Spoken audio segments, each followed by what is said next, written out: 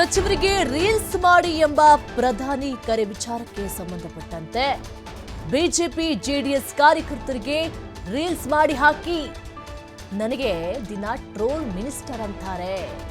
ಅಲ್ಲಿ ಪ್ರಧಾನಿಯವರೇ ಟ್ರೋಲ್ ಮಾಡ್ತಿದ್ದಾರೆ. ಗೃಹ ಸಚಿವ ಪ್ರಿಯಾಂಕ್ ಖರ್ಗೆ ತಿರುಗೇಟನ್ನು ಕೊಟ್ಟಿದ್ದಾರೆ. ಸಾಧನೆ ಏನೂ ಇಲ್ಲ, ಸಾಧನೆ ಶೂನ್ಯ. 10 ವರ್ಷದಲ್ಲಿ 52 ಪೇಪರ್ ಲೀಕ್ ಆಗಿದೆ. ಏನು ಸಾಮಾನ್ಯನ ಇದು? Make in India, digital India, smart city ಎಲ್ಲವೂ ಸಂಪೂರ್ಣವಾಗಿ ನೆಲ ಕಚ್ಚಿಬಿಟ್ಟಿದೆ. ಅದ್ರ ಬಗ್ಗೆ ದಯವಿಟ್ಟು ರೀಲ್ಸ್ ಮಾಡಿ. ಪ್ರಧಾನಿ ಮಾತಿಗೆ ಪ್ರಿಯಾಂಕ್ ಖರ್ಗೆ ಕೌಂಟರ್ ಅನ್ನ ಕೊಟ್ಟಿದ್ದಾರೆ. ಏನ್ ಮಾಡಿದ್ದೀರಾ ನೀವು? ಸಾಧನೆ ಅಂತೂ ಏನೂ ಮಾಡಲಿಲ್ಲ.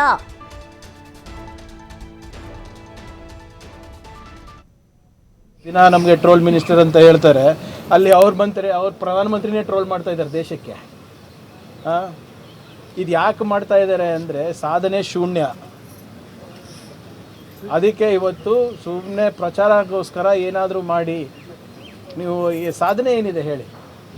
10 ವರ್ಷದಲ್ಲಿ 152 ಪೇಪರ್ ಲೀಕು ಸಾಧನೆನಾ? ಕೋಟ್ಯಾಂತರ ಮಕ್ಕಳ ಭವಿಷ್ಯ ಹಾಳು ಮಾಡಿದ್ದು ಸಾಧನೆನಾ?